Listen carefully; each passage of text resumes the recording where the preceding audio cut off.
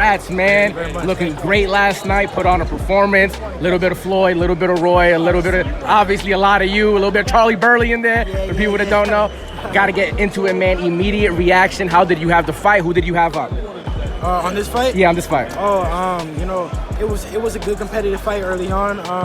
You know, Linares landed a good right hand and dropped him, but I had Lomachenko to win, and he did a little bit more than win. After the knockdown, who did you have up? I still had Lomachenko up by a couple rounds. This is your weight class. This guy just became champ. I know you said you want to fight for a belt. Yes. This is one of your options. Is that a fight that you would take if it was on the table this year? I'm not ducking nobody in my weight class. You know, I know a lot of people in other weight classes. They ducking and they choosing the champions that they want to fight. I'll fight any dude with a belt in my weight class. Okay. So, yes. Mikey and Robert, I'm pretty sure it's official. That's what the sources are saying, that's already a done deal. You got Lomachenko now. 135 is pretty hot. It's stacked. Yeah. You're a guy who's a prospect, but you're saying, you know, after last night, you want to fight for a belt. Man, how aggressively are you going to be going after this? No more. I'm a contender. Yeah, contender, right there. So, like I said, I'm ready to fight for a belt right now. I know you really wanted Bunny, so. Yeah. I wanted Bunny, but I said I wanted every champion in my weight class. It wasn't like I was just picking on him or nothing like that, you know. So.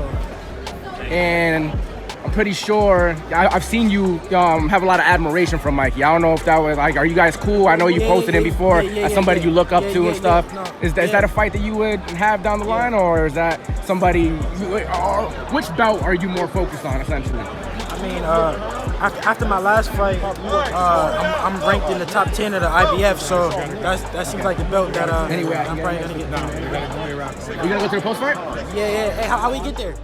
A lot of people were impressed with your speed, your defense in that fight. Some people think you're ready for a title shot almost next. Yes. Are you ready? I believe so. But before the fight, I said after this fight, I want a title shot. And a lot of people were looking at me like I was crazy. They were saying, you know, you got to get past this fight. This guy's tough.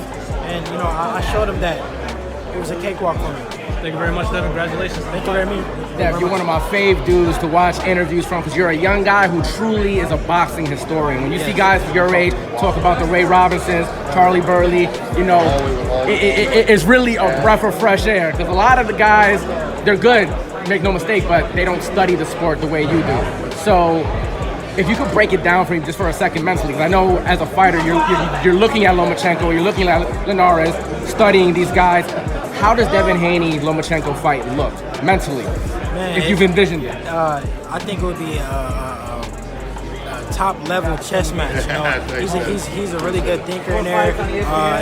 He moves like his great footwork and speed, and a lot of the same attributes that I have. So I think that'll be a really good fight. You know, I think that'll be a fight that a lot of people will tune in to watch.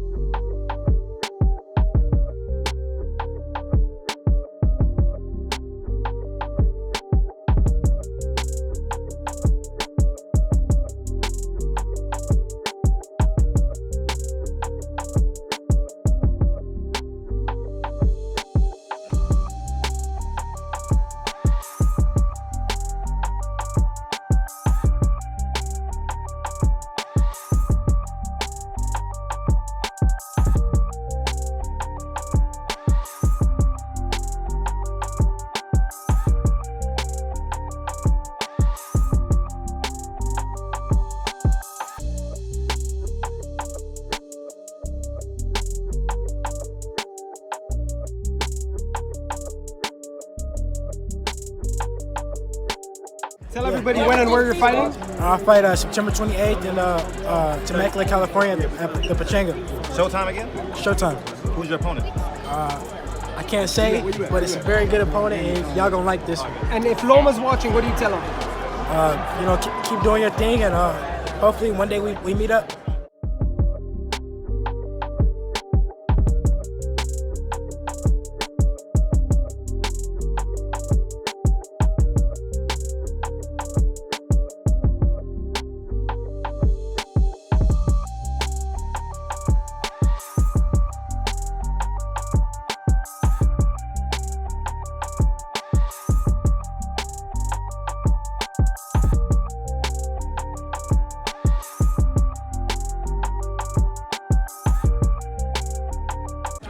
easier than you thought it was going to be, or what? You know what? I knew this fight was going to be tough. You know, I knew he was going to come to fight.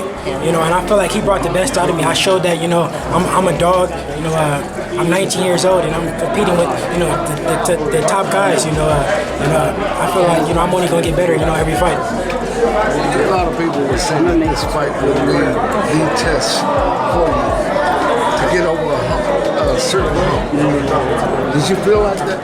You know, I want to leave that to the fans. You know, if they feel like I got over this hump, then yeah, you know, I feel like that I did great. You know, I showed that, you know, I'm a dog. You know, and that, you know, I could bang, I could box. You know, it just depends on who it is. You know, I showed that I'm versatile. And that's what I want to do. At any point, did he hurt you? No, he never hurt me. You know, the first round, I got cut and it felt like a little sting, but other than that, he never hurt me. And what do you as looking ahead? Who would you like to fight?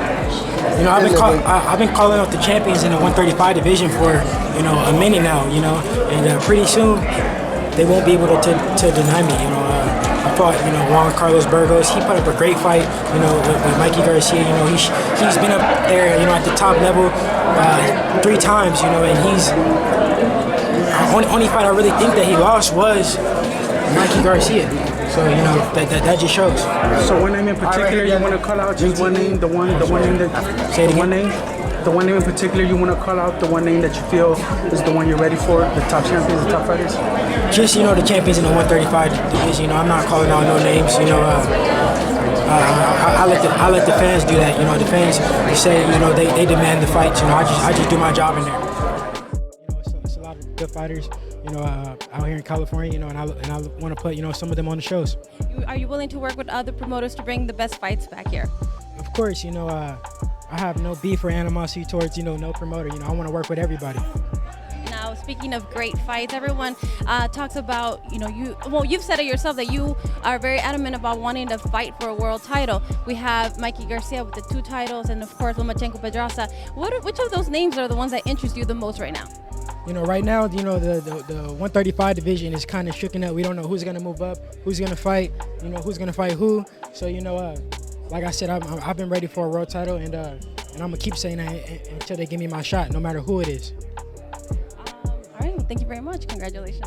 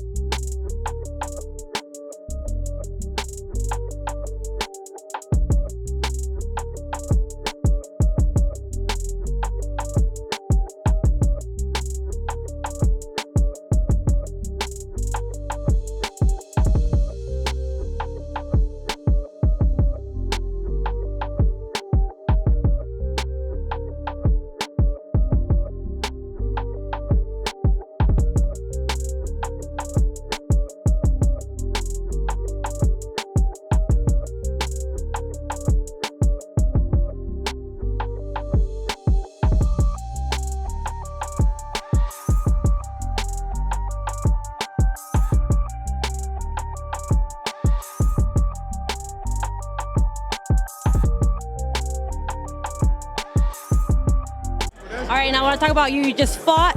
You made it clear that you are not a prospect, that you are a title contender. You even called out Lomachenko on social media. Talk to me about that. Yeah, I've been saying this for, you know, a little bit now, you know, that I'm a contender, and, you know, I feel like I showed the world that, you know, I am a contender. I fought an undefeated guy. He was 25-0. He was ranked number 2 in the WBA, you know, and I went in there and I pitched a shutout. So Lomachenko is the one you're eyeing for right now. Yeah, you know what I'm saying? I don't fear nobody, you know. A lot of guys see Lomachenko as the boogeyman or something like that, and I don't, you know, so that's my dream fight. How soon can we see you back inside the ring? I'll be back in the ring in April. I'm gonna be as a co-main event on a big show on Showtime. Is this the year, maybe later on this year, 2019, that we can see you for the title shot? Yes, my next fight will be for a title eliminator, and then after that I'll fight for the world title. All right, thank you so much for your time. Thank you.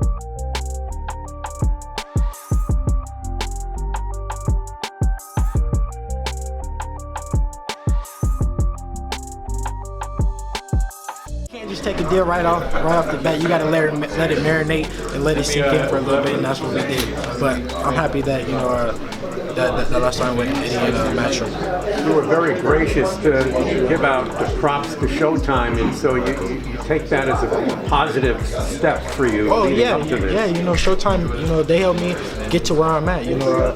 I couldn't thank them enough for giving me the opportunity to fight on Showtime. And headline. And what do you think Moran next, unless the ruling changes? What do you think of him as a fighter? He's fought guys like Jose Pedraza and other top fighters. Moran, he's a tough opponent. I feel like he's gonna bring out the best in me. He went in there, he put up a good fight with Jose Pedraza. It was a close fight on the scorecards, and it was actually a close fight. So I feel like he's gonna bring the best out of me, and it's gonna be a good fight. Now, Eddie, obviously the WBC has to make a ruling with Devin being at number 3. You mentioned a date of July 27th. Now, do you have a location or possible locations? Not yet, no. It was due to be a Maurice Hooker fight card in Dallas, but we might move it to the East Coast, or we'll look wherever.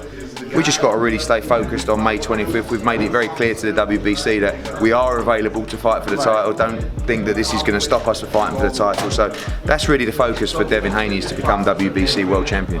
We already have an agreement with both fighters to do that fight. I spoke to Luke Campbell this morning.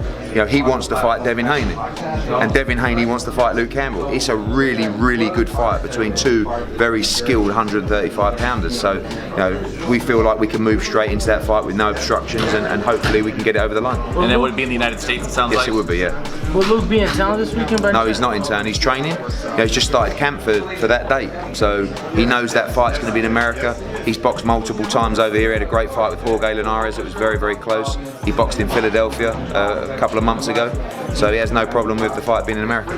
Now, you spoke on Devin Haney's work ethic last night. I was able to be in the gym, watch him train, and training along some of the top in the game.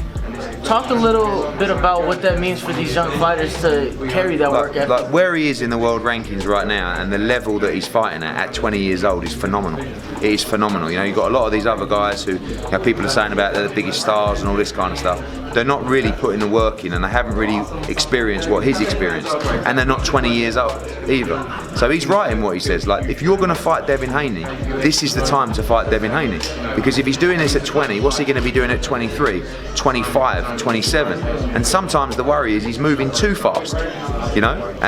But that's how they want to move. And I don't tell a fighter how they move. They tell me how they want to move, and the training team and the management tell me how they want to move. And the instructions I'm getting are let's go, let's fight for the title. And listen, for me, that's a lot of fun. I don't really want to give him marking time fights. He don't want marking time fights. But at 20, normally someone would say, oh no, they need another 2 or 3 years. That's not even in the discussions. It's get it now. You know, when the Abdullaev fight fell through, Bill said to me, tell the WBC to make the next available. That's Teofimo Lopez. I said, Bill, you don't want to fight Teofimo Lopez for a final eliminator. He said, why not? I said, well, that's a big fight. Like, we could, you know, in time. No, get him now. Get him now. Like, that's the mentality of the team, and that's inspiring to work with. And it's great news for fight fans that this guy is willing to fight everybody now.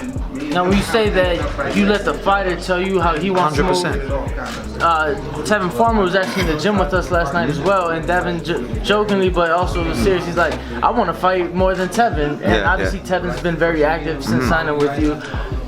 Is that good? I mean, once you become champion, because it's like... Activity is key for a fighter, right? So they want to fight as often as possible. It doesn't mean you should just fight and get tired and not be able to run proper camps. But you look, Tevin is a guy who, you know, we use as a shining example for what we're doing with the zone. There's too many fighters out there who have been too inactive, fighting once a year, twice a year. You know, he should be fighting 5 or 6 times a year, even for championship bouts.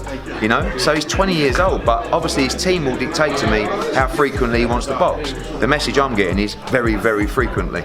You know, and we have the platform, we have the dates where he can box, not just in the US, but in the UK. He's building a big fan base in the UK, globally as well. All his fights are going to be distributed to all our major networks around the world. We can take him anywhere in the world. Of course, US is the focus, but he has an opportunity and the ability to be a global star. Now, Tevin, do you want to, or Devin, do you want to fight in? You got me on that one. Do you want to fight in Vegas? As being that you live here, we haven't seen you like build a home. I was base actually here. supposed to be on this card against our Abdullaev, but it didn't fall through. You know, he's pursuing Ramadan, as Eddie said. You know, but of course, you know, my time's gonna come when I'm gonna fight in Vegas, when I'm gonna be in a big fight in Vegas. So it's no rush. You know, when the time comes, I'm gonna be ready.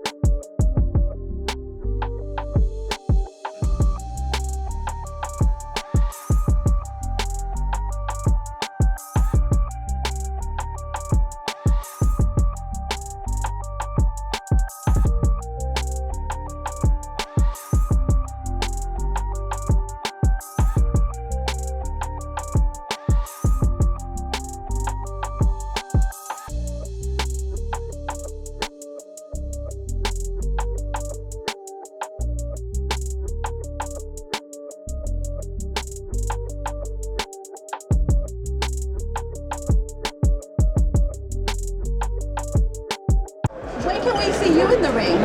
Right now we're still negotiating, but September, you know, you guys will see me back in the ring, you know, for the WBC Eliminator title. Right. I mean, I feel like I've been asking you for a while now. Like, you've been so close to fighting for a world title, like for the world title. What can you tell me about that? I mean, I know Lomachenko's fighting Campbell, and Homie has his title.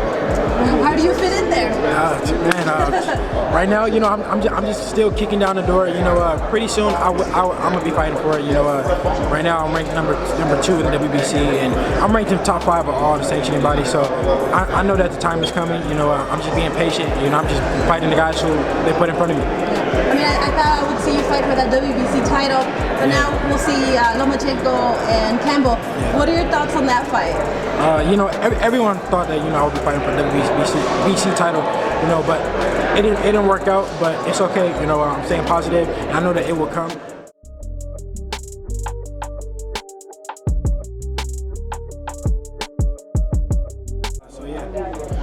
How much excitement is it for, I know you're at 135, but to get to 140 with all that smoke going on, you got Taylor and Projo coming to fight tonight. Yes. Would you fight Regis? I know y'all buddies. Is kind of could y'all put business aside to see who's the best? At the end of the day, it ain't really no friends in boxing. You know, I'll fight whoever. You know, none of my family members in boxing. So you know, at the end of the day, you know, I'm in this thing to make money. You know, and build my legacy. So I'll fight whoever. So those, I know, like I said, you're not in that weight class, but you think you're gonna see those guys all have belts recently? Eventually, yeah, of course. You know, I'm gonna bump up to 140. You know, if I can't get the title at 135, so eventually you guys might see me in the ring with some of these guys. How much excitement it was like only 5,000-6,000 people, but it sounded like there's 20,000 people up in there today, especially that main event. How much does that inspire you and excite you? Yeah. It was lit. You know, this is what boxing's all about. You know, like people cheering. You know, sold out arenas and stuff like that. You know, it's what makes boxing. And back to your weight class, what do you have to do to get one of these champions in the ring with you? Saying everybody's dodging Mr. Haney. I told you, I gotta have put on a performance like Teofimo's last performance, and then they gonna want to fight me.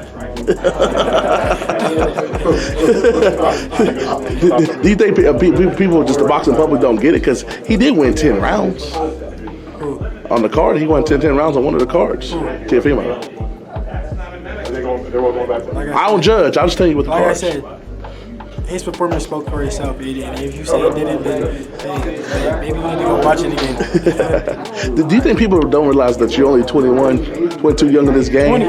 20. I ain't 21 in this game. In fact, they don't realize that you have time on your side. Like all these guys, like the Teofimos, the Regis Projos, the Jose Ramirez's, like it's on time on your side that you will see them sooner or later. Yeah. You know, when the smoke clear, at the end of the day, I'm gonna be here. You know, because I'm still young. I'm still 20 years old. You know, and I'm here to take over sport boxing. Give some insight to how much having that back from Eddie in the zone. They're fully confident in you that you're gonna be that next guy. Yeah, you know, it feels great to have them backing me, you know, and full support of what I want to do, you know, and you know, I'm not gonna make them look bad, you know. I'm gonna go in there, and I'm gonna do what I gotta do, and I'm gonna show the world, you know, that Devin Haney is the truth. Final question: you got a message for fans that like, man, I don't know about Devin. He ain't really fight nobody. You have a message for these people, let them know who you are and what you're about. You know, listen, I'm willing to fight all these guys. Tell them to fight me. If I was so easy, why don't they just fight me? Why don't they just beat me like the other guys that they beat, right?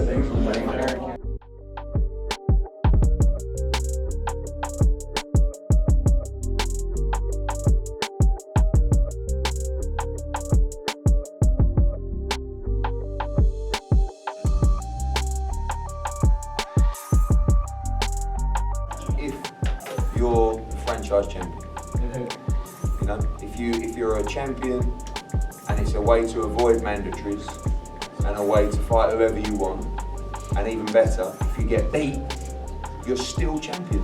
Shouldn't the number one contender be legitimately a really good fucking fighter? Yes, like that's shouldn't the that problem. be a really fucking good fighter? That's the problem. So what about Dino's Chinese guy, who's a mandatory for people? No, but that gets to this whole. I mean, the thing about this franchise champion thing that troubles me in general is that if the thing is the system is working right, you want to see the number one contender. He's earned the right to be there. And when was the system working right? It hasn't worked right and forever. Yeah, but when you start making franchise champions and the organization itself is saying, oh, fuck our own mandatory, they're almost hitting the point where they're going to start destroying themselves. I mean, because at that point, what does their belt mean? Well, they have, I'll give you an interim. I'll give you an Interim champ, franchise champ, golden champ, silver champ, Mayan What about champ, pearl fucking champ? pearl champ. Amir Khan is a pearl champ. What does that even mean? But I'll give you a perfect example of a scenario, right? You've got, in my opinion, the best young fighter in the world over there, Devin Haney. Right? He's fighting, or due to fight, a final eliminator against Abdullaev. The only reason he wants to fight Abdullaev is to become mandatory for Lomachenko. Who's going to be the franchise champ? Lomachenko, once he gets beat by Luke Campbell, might rematch. Well, then you can make it. Then you can make it. Luke Campbell will make it. Ask Luke Campbell to But fight. the problem is, you're going to fight. What'll happen is, in that situation, I don't blame you. Yeah. But you're going to fight Connie, right? And then he's going to become the franchise champion, right? So Yes. Devin never gets a shot at Lomachenko. Well, so that may very well be because he signed with the wrong company. There you go.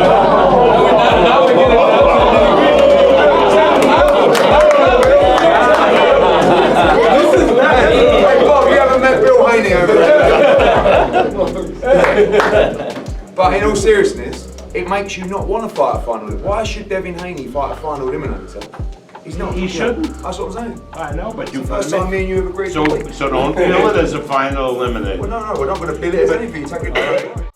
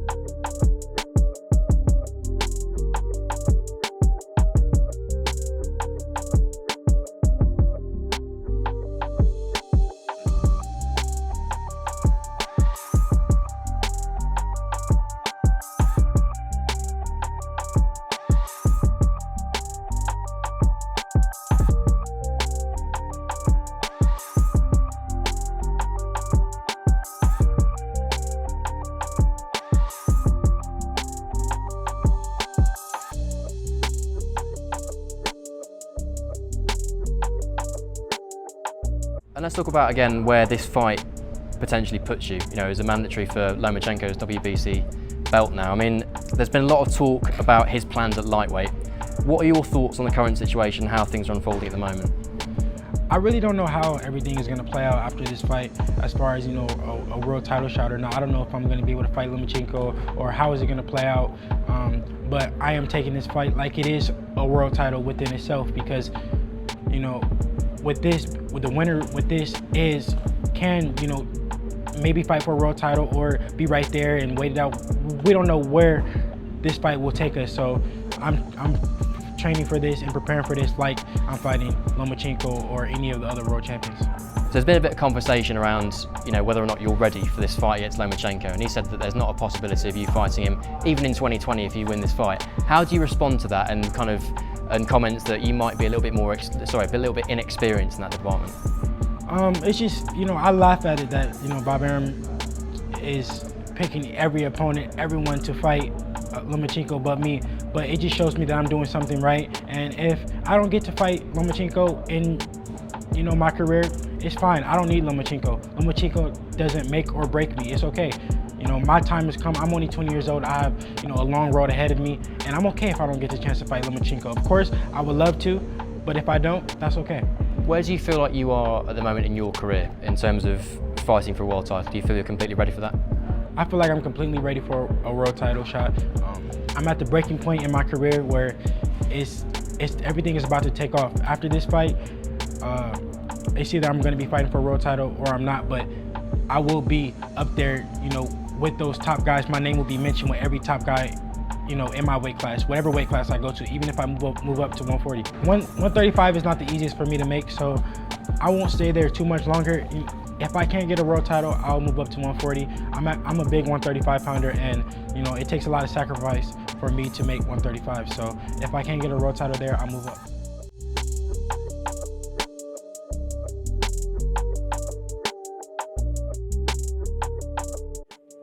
So, you know, I'm gonna show you a little sample of what I'm gonna give Lomachenko after I beat Zaur Abdullaev.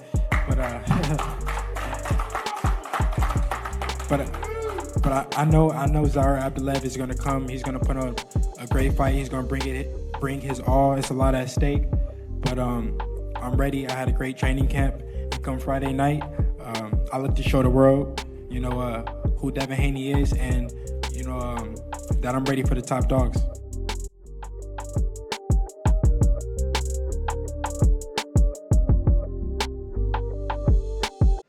Not a lot of tape out there in a guy like Abdullaev coming in 11-0. How long did it take you to figure him out in the ring? Instantly, like I said, I don't do too much studying because I'm able to make adjustments, you know, inside the ring very fast. That's one thing me and my dad, we work on. You know, we work situational boxing. You know, in the gym, we work on, you know, different situations and to be able to make adjustments, you know, at any given time. And that's what I did early. You are now the mandatory challenger for Vasiliy Lomachenko's 135-pound title. Do you believe at 20 years old, you're ready for that type of challenge? I think you said his name wrong. It's Lomachenko, because he doesn't want to fight me. But it's, you know, I feel like I'm ready for the fight. You know, this is the WBC mandatory. So, Lomachenko, come on, man. Let's get this fight going. A lot of guys have said they want Lomachenko. You're the next on that list. Lomachenko. My mistake. A lot of guys say they want him. What makes you believe that at this stage of your career, you're ready for that type of fight? Like I said, Abdullaev was the number 2, you know, mandatory. I went in there, I destroyed him. He was no contest for me. If I'm so easy, Lomachenko should just fight me and get me out the way.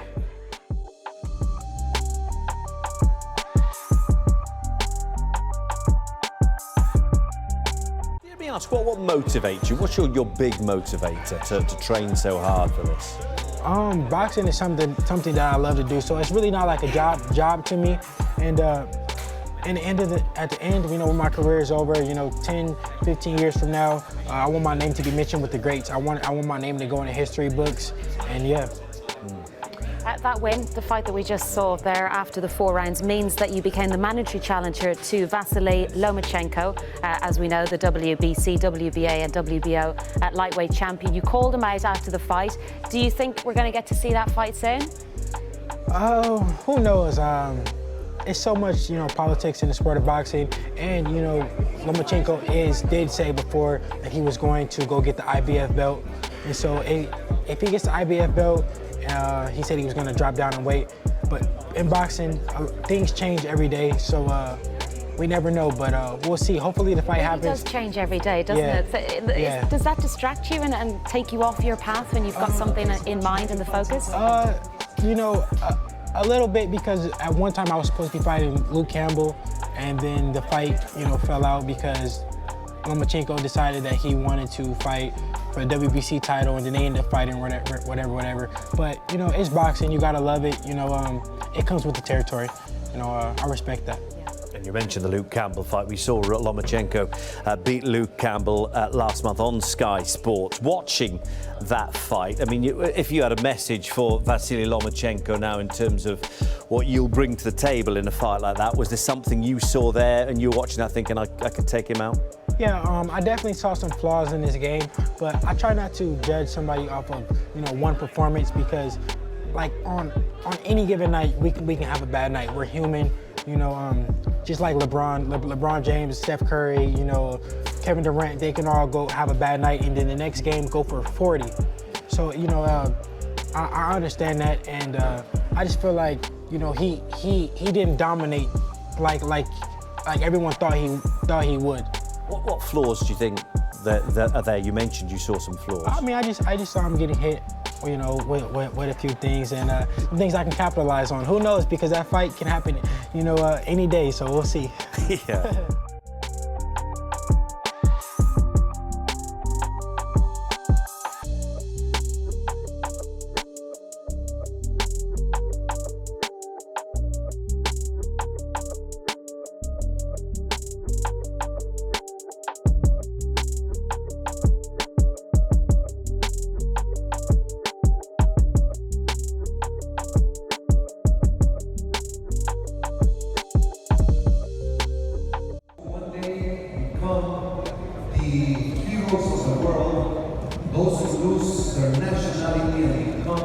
ownership of the whole world. I am very proud to have witnessed a historic fight in which a legendary boxer conquered the green and gold belt.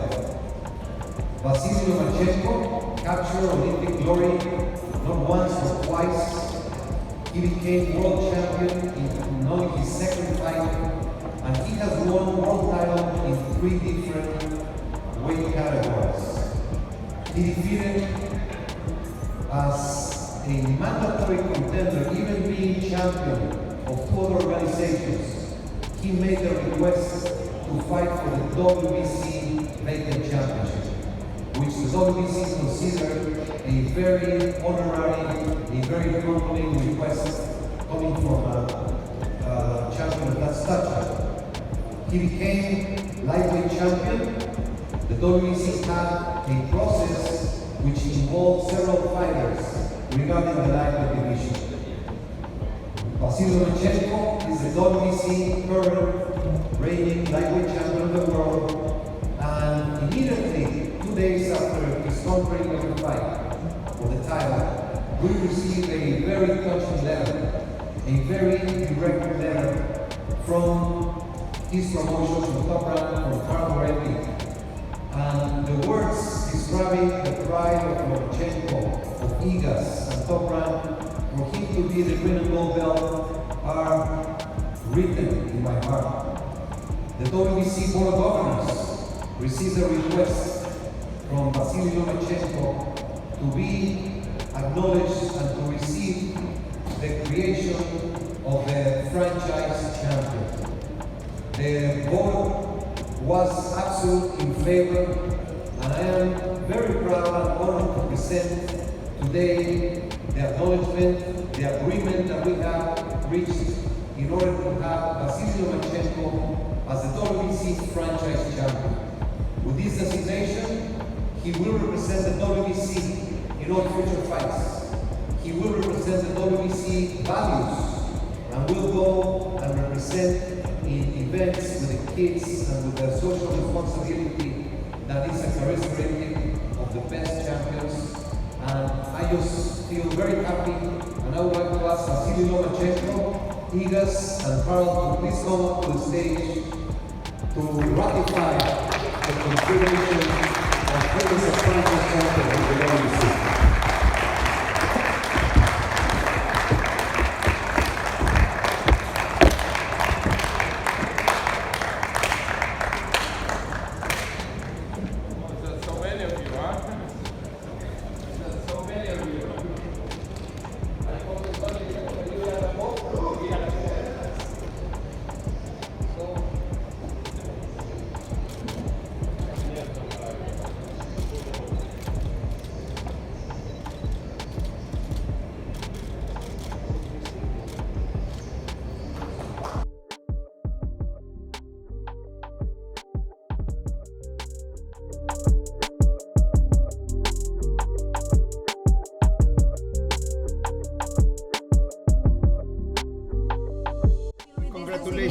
this for this reconocement.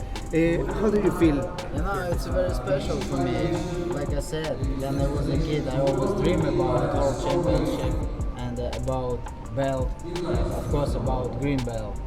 And now I have 2 belts, green belts. And of course, it's very, very special for me.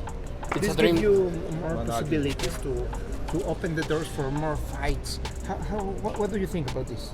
No, I always said about boxing like a sport.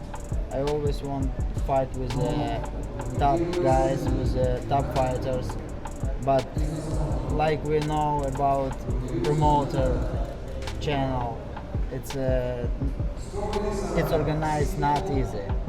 But now I think and I believe we can organize a lot of fights, interesting fights. It's a special week for you with all the awards that the WBC gives you? Of course, it's a special week because now we have a very interesting, a big event, and of course, for me it's a vacation. What does it mean for you, this type of award? Because you are one of the most interested and important boxers nowadays. Да, то есть, что для тебя значит вот это награждение? Responsibility. You know, it's meant for me. I do everything good and correct, and you know, it's a right, как правильный путь. The right way. It's a right way, yeah. And of course, I wanted to say big thank you to my team, to my manager, to my coach, to my father, to all people who helped me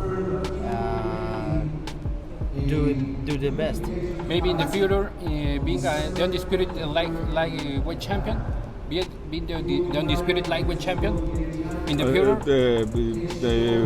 В будущем ты хочешь стать Of course. undisputed. I need one more belt, and I wait for December 14. It will be a fight with Teofimo Lopez, and after we can organize.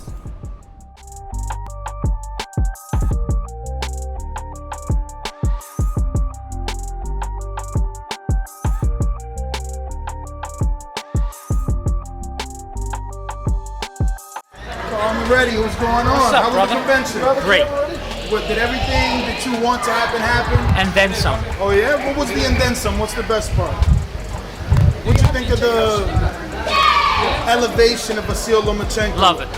You love it? We asked for it. But doesn't Top Rank now not get the opportunity to have an undisputed champion? When No. Why? How do you become undisputed with a franchise title? It's non-transferable. I just had a debate with him. Go ask the public who's the lightweight champion in the world. But he won't get that in history, undisputed. He's already got it. Without the IBF? Well, we'll see what happens when Comey fights Lopez. No, we need. Oh, hold up. Joe DeGuardia, how are you? Everything came out good for you, WBC convention. What were you petitioning for? Anything special for one of your fights? General for a few of the guys, it all worked out well, worked out the way I had hoped. What we got for Chris Algieri at the 140, you're going to get a move working, yeah, we're working on it. No, Chris is going to fight at 140. I know, so what ranking did he get this year? Well, we didn't really make a move because we have some things in the works for him, so we're not really So no one special we should know about that you did get elevated or ranked higher? Well, look out for, we got a bantamweight that we're real interested in, Junior Almonte. We got high hopes for him with the WBC, he's got a Becker box title. Danny Gonzalez is going to be defending that title in November, so we'll be watching for a move with him.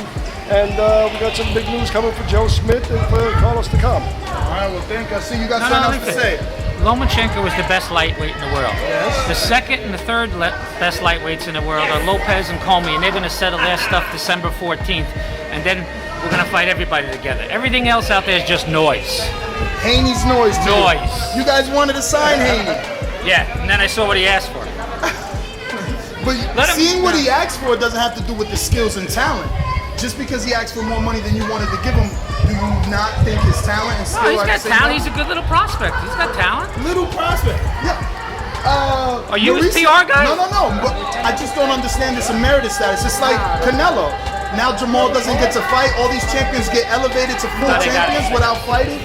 When you started boxing, the best fought the best. The contender fought the champion to be the champion. When I started boxing, I had hair.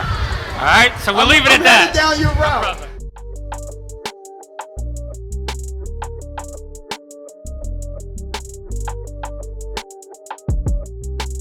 Vasyl Lomachenko no es Canelo. Él nada más peleó por el WBC una vez. Él puso un petition para pelear por tu cinturón. Ahora lo van a hacer franchise champion, teniendo un peleador llamándola para esa pelea casi un año ya. Eso no es justo que cada vez que un peleador llega al nivel de pelear con el campeón, tú hagas el campeón, emeritus champion o franchise champion, después no tenga la oportunidad de pelear con esa persona. Porque así fue con Jorge y ahora con Devin Haney. Lomachenko tiene 2 medallas olímpicas y ha sido campeón en 3 divisiones. Devin Haney es un jovencito. Eventualmente esa pelea se deberá de dar. Eventualmente Charlo se deberá dar con Canelo. Y esta es una posición que el organismo ha tomado para darle una gran dimensión muy superior al deporte. But isn't that watering down the status of the champion by making him a franchise, elevating someone else without fighting? That's not even the essence of boxing. The essence of boxing is to fight the champion, to be number one, not to be elevated number one because politics.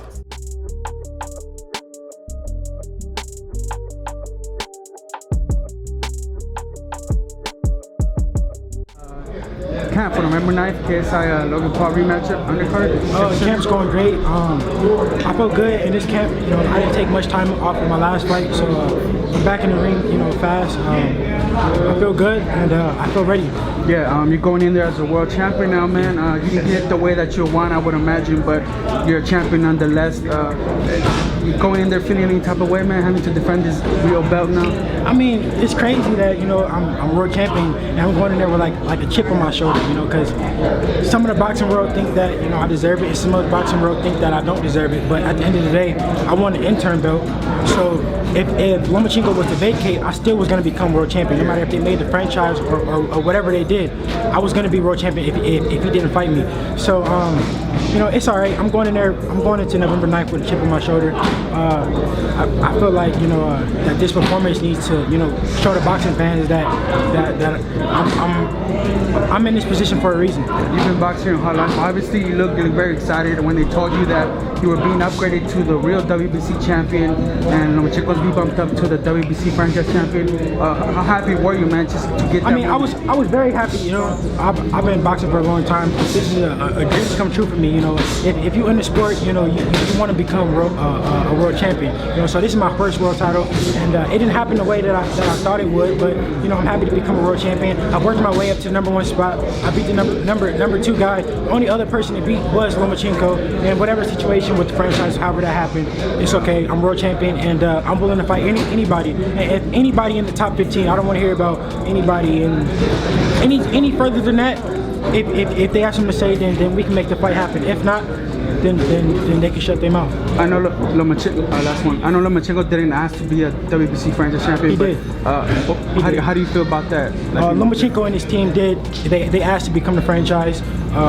As you guys saw, that Carl Moretti even, you know, said that they're happy about him becoming a franchise. They wanted it to happen, and it's not that many coincidences in the world. You know, he obviously knew that if it didn't happen like that, I would be his mandatory, and he would have to come see me.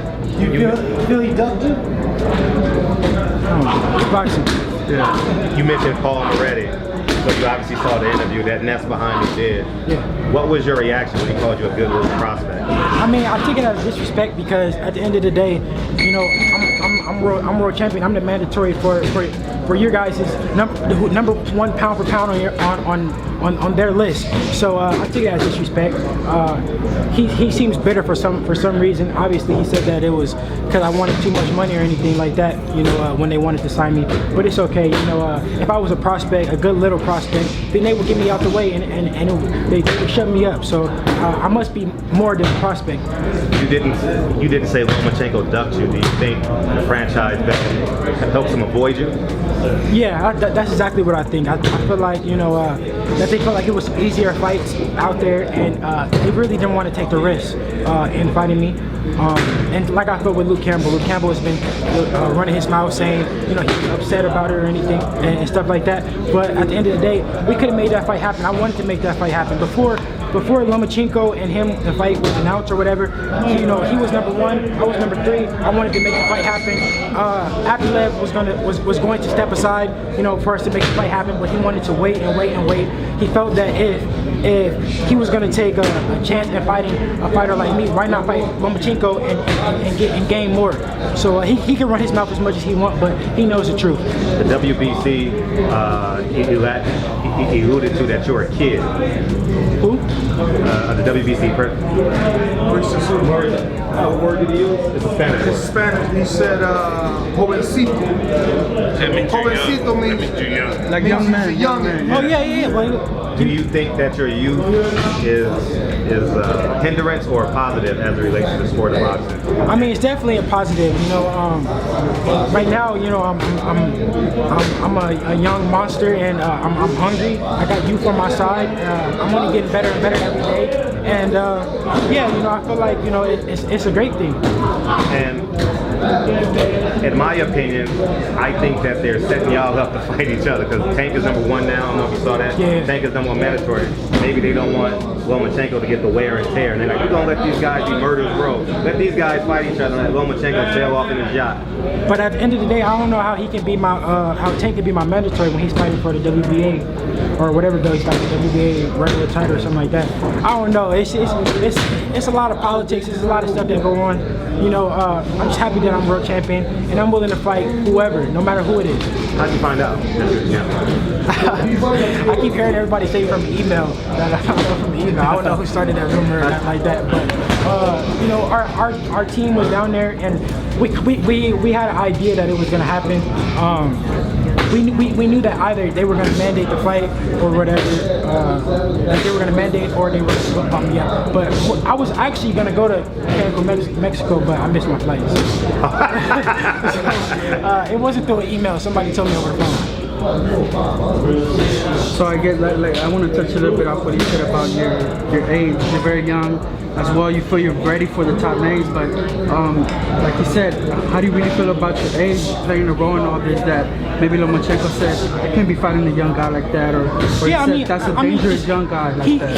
He feels like it's high risk, low reward, but at the end of the day, everything makes sense. If he was to fight me, he would get more money than if he was to fight anybody else. The fans really want to see me and him fight more than they would want to see him and Comey or Teofimo. It makes all the sense in the world, but who knows what's going on their side. But if I was so easy, he would get me out the ring just like everyone else.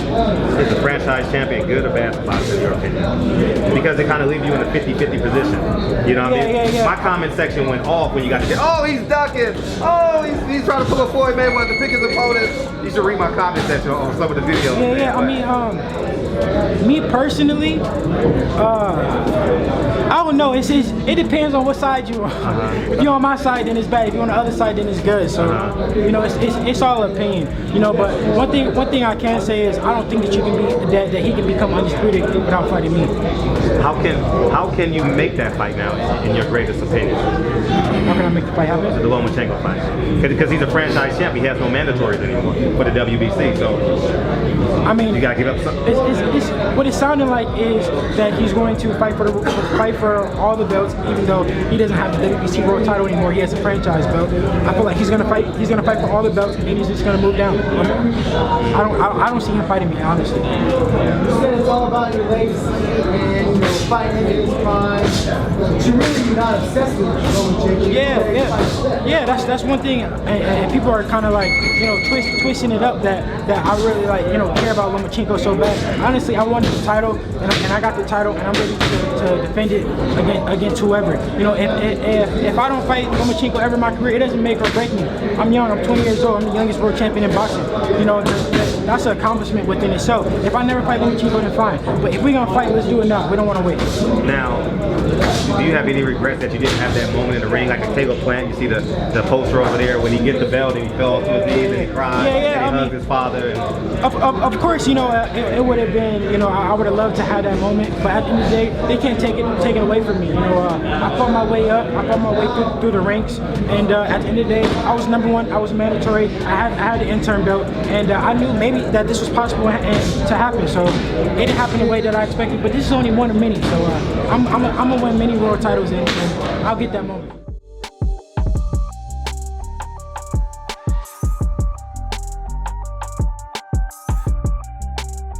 Devin, congrats on getting the WBC championship. I believe the lightest or the youngest lightweight champion with that in the division's history. But you called out Lomachenko. You even sent him DMs on Instagram.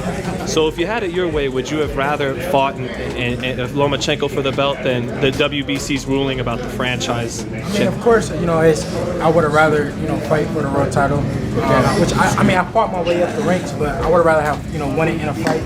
But things happen in boxing, and I was demanding the fight with whoever, and it's just how it played out. Being that though, how does it feel to have the strap, to have the WBC? Oh no, it feels great. It's a dream come true. I'm happy that I'm world champion, especially at this young of an age. I said that in 2019 that we'll become world champions, and it happened. And in 2020, I'm looking to make the biggest fights happen. But it all starts in November 9th. I'll defend my world title. And with the Lomachenko fight, is that more of a case of you're on this network, he's on this network, or do you think it's Loma and his team who didn't want to defend the title? I think honestly, I think that it's Loma's team. I think Loma, if he had it his way, I think that he would fight me. I don't think that it's necessarily him. I think that his team knows that I'm a huge threat, and they feel like there's some easier fights out there. But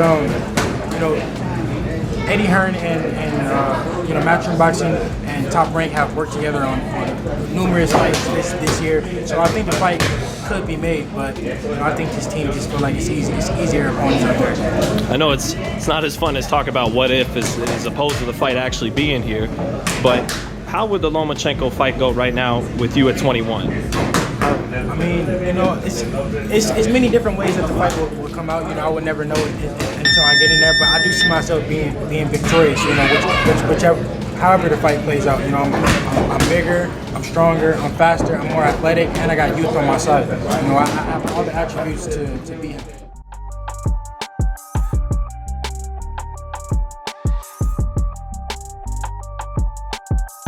So say Lomachenko fights the winner, Teofimo and Comey, and out of that, someone ends up getting all the belts. Obviously, you have the lightweight belt.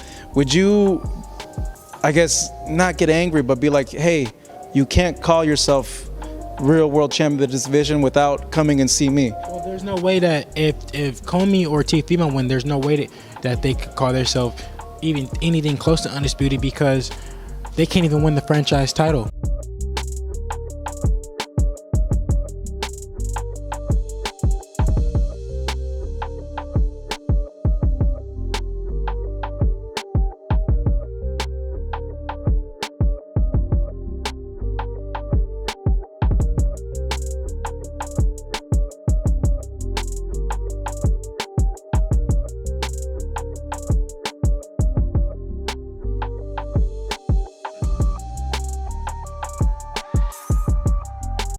So you have nothing to represent the WBC. What do you have?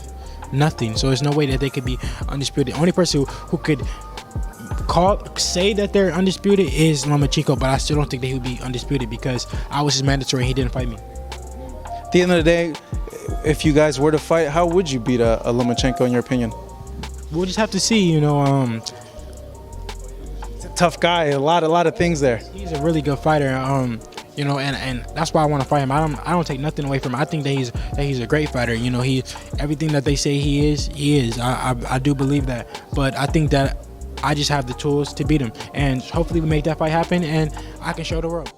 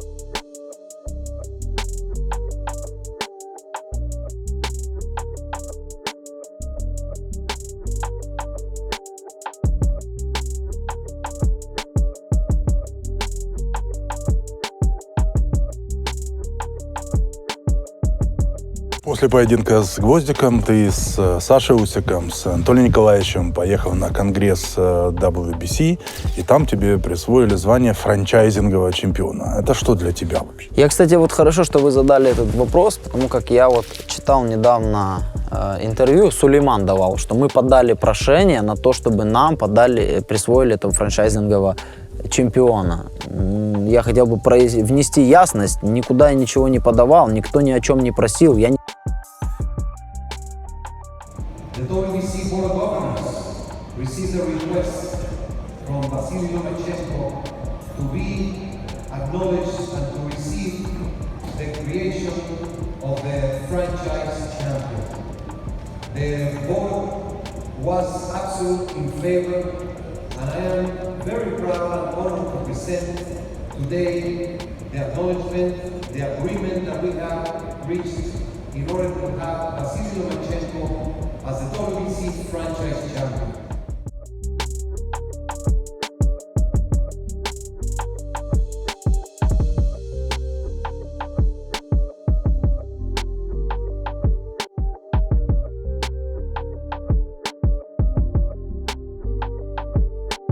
I'm ready. What's going on? What's up, How was the convention? Great. What, did everything that you want to happen? And then some. Oh yeah? What was the and then some? What's the best part?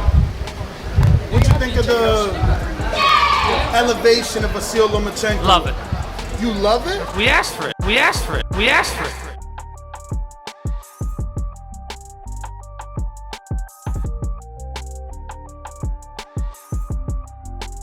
Просил об этом, чтобы мне давали этот титул. И никакие письма мы не писали. Я когда, честно говоря, прочитал это интервью, я был очень сильно удивлен. Как я считал, то что президент Маурисио Сулейман и его там их конгресс весь, они приняли сами это решение. То, что я достоин этого, и они сказали, вот мы вам хотим присвоить. Ну да, спасибо, хорошо, конечно, спасибо за признание. То есть это было вот, я это так воспринимал. Но когда оказалось, что в статье написано совершенно по-другому, что я там просил об этом, ну это не так. Один из основных вроде бы как моментов франчайзингового чемпиона – это возможность не проводить обязательные защиты. Да не только. При этом Хейни уже кричит на каждом углу, что Ломаченко избегает, Ломаченко не хочет драться с Хейни. Я уже официальный чемпион, я готов, и я завтра хочу боксировать с Ломаченко. Давайте так. Кто такой Хейни и кого он выиграл, и как он завоевал титул? Вот как? Если мы боксировали за титул с чемпионами, либо же за титул с официальным претендентом, то он получил пояс просто потому, что я его освободил, и ему его дали. Он получил пояс просто потому, что я его освободил, и ему его дали. Он получил пояс просто потому, что я его освободил, и ему его дали. Он получил пояс просто потому, что я его освободил, и ему его дали.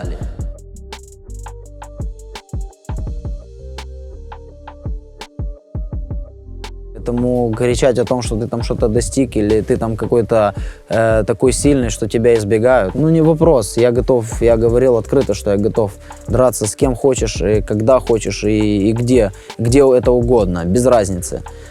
Здесь вопрос уже в бизнесе. Это профессиональный спорт, в котором спортсмены и не спортсмены, а промоутеры зарабатывают деньги. Поэтому здесь вопрос весь к ним. Я готов и без проблем приму вызов, приеду там, где они это организуют, когда угодно и с кем угодно.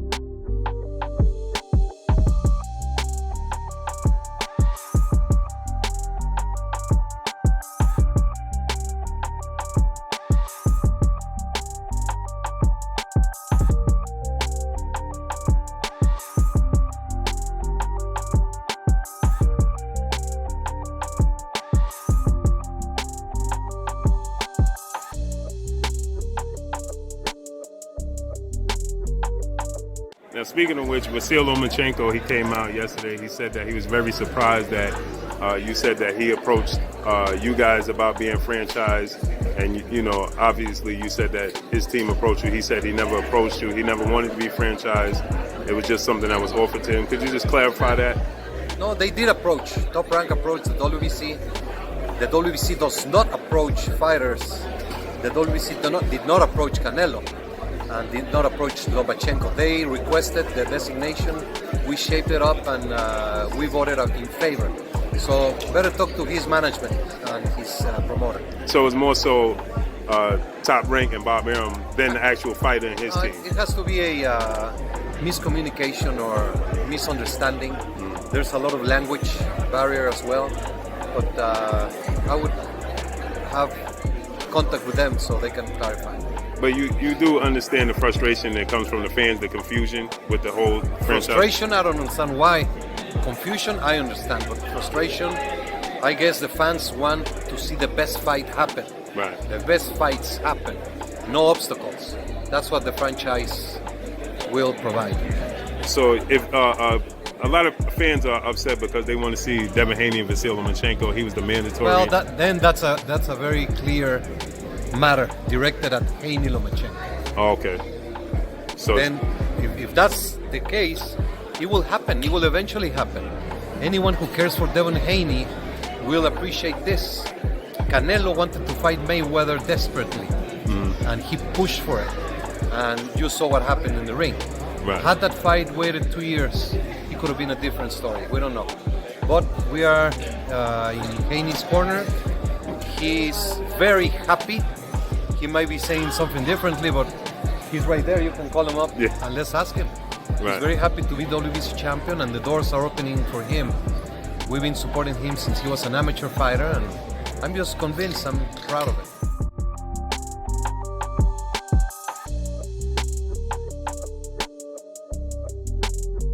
Congratulations on that victory. Another thing I want to talk to you about is, obviously everyone's talking to you about Vasyl Lomachenko at the moment. He recently said that he never requested to become the WBC franchise or have the WBC franchise title.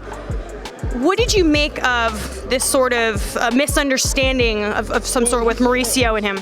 Well, he said that he didn't, request for it to happen, but what he did say is that he vacated. So, now the world can stop what they're saying, oh, franchise, whatever. He vacated. I was interim champion. If there was no franchise title, he still vacated. So, I don't want to hear that. And for two, nobody forced him to go to Cancun. I don't think Bob Arum said, hey, Loma, get on the plane. You have to. He was there for 3 days. How he knew what was going to happen. I knew what was going to happen before it happened. So, if he may not, himself said, oh, I want the franchise title, but his team did. What did you make of it? He seemed happy. How did you feel when he sort of downplayed the fact that you are now the champion due to that? He vacated. At the end of the day, he vacated. I was his mandatory. He could have kept the belt and fought me. He's now saying that he's willing to fight you at any point. Well, why didn't he keep the belt then? He could have kept the belt and fought me. That makes no sense. He has to make it make sense. It doesn't make any sense. He could have, like we have to read between the lines, or we can't be crazy and just believe anything that he says. Now, so he said that he'll fight me at any time. Well, why did you vacate? You didn't have to vacate. Nobody forced you to vacate. You could have kept the belt. I was your mandatory. We could have made a fight happen. Right.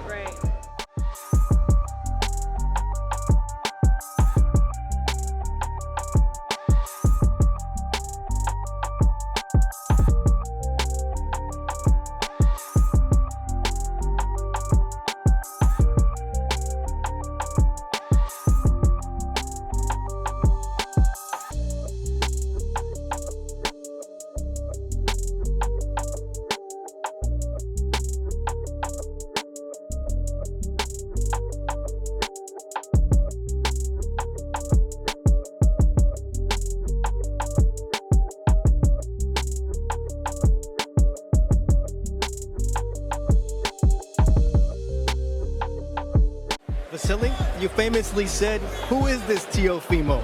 Now he is a world champion. Do you want to fight him to unify? Yes, of course. Now he's a world champion, and welcome to my club, and see you in April. So we'll see that fight in April. What did you see in Teofimo Lopez's performance tonight? I can explain because it was just a couple rounds, and I don't understand what happened. This is boxing. This is. Это вот почему мы его любим. That's why we love him. That's why we love this boxing. That's why we love it. In terms of his performance, did he do anything to impress you? Power, speed, anything that you saw? He always has a power, and he's a smart fighter. But it depends your opponent. 2019 was a big year for you. You and Terrence Crawford 1-1A in terms of pound for pound. What are your plans for 2020? What do you want to do? I want to unify title, and after that, I want to organize a fight with Gervonta Davis.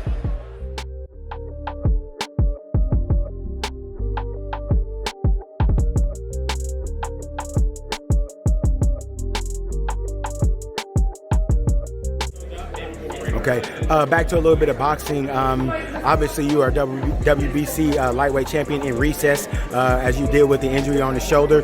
I've heard other interviews before with you talking about getting a potential bout with Lomachenko. There's a certain look that comes over your eyes when you're discussing Lomachenko, as if you really truly believe that you can defeat and dethrone Lomachenko. Can you talk to me about that? Of course, that's a fight that I've been saying I wanted for a while. They have no intentions of really fighting me, so that's why I haven't really been focused on speaking about Lomachenko and speaking about Teofimo Lopez, because at the end of the day, Bob Arum doesn't want to make those fights happen with me, and it is what it is. How much frustration comes associated with having fights that you know that could be made in the ring, but just aren't being made due to paperwork or lack thereof? It's part of the game.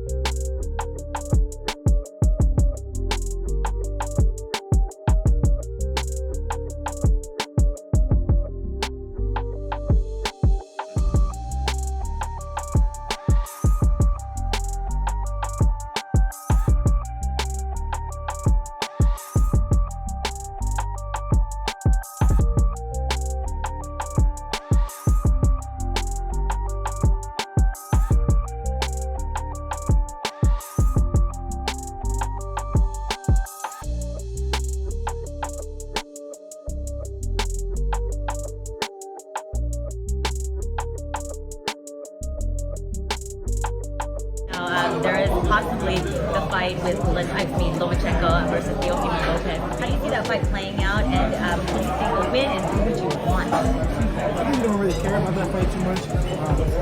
Neither one of those guys are interested, basically. It doesn't seem like Bob Arum doesn't got too far.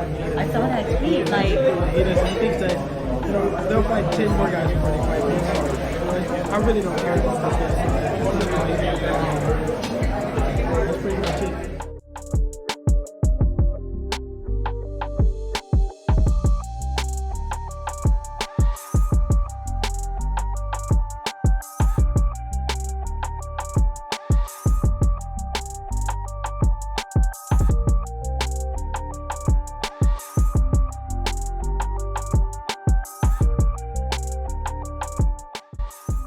Would be your dream fight?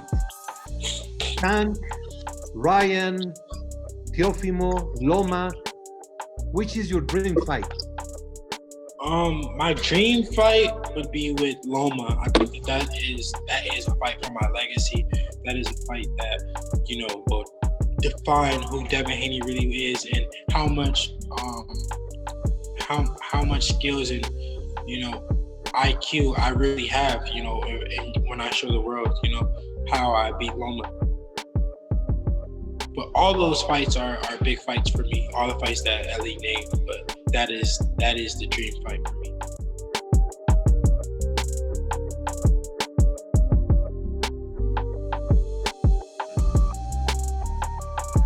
Anybody who was available, that was the best guy that was available. Is is or not. that wanted to fight me. Well, actually, because I know you're chomping at the bit for them guys, the Mikey Garcias, the Lomachenkos, but you remember Floyd, in between getting some of them big fights, he had to fight the Justin Jugos, the Gregorio Vargases, the Emmanuel Augustus. How do you keep patient when you got to fight that level of guy? Instead At the end of the day, I'm 21 years old. I'm still in the beginning of my career. So, I understand that. I already know that. I got a long career ahead of me. And I said this before. If I don't get Lomachenko, so be it. I don't need Lomachenko to be a massive star. Do I want to fight him? Yes. Do I want to fight the Gervonta Davis? Do I want to fight the Teofimo Lopez? Do I want to fight these champions? Do I want to go to 140 and fight the top guys? Of course.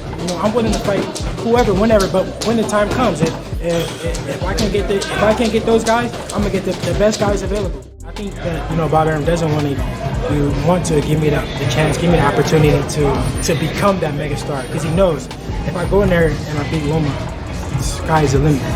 I cash my own checks.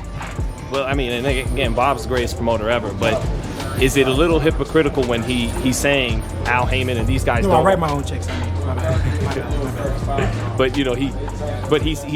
there's a lot of complaints about this promoter won't work with this promoter, and then he'll say that, but then when it comes to you, it's like, I don't want to work with him because he's with a different promoter. It's a totally different mindset when it comes to Devin Haney, But that just shows the world how much of a threat that I am and how much skill and talent that I have.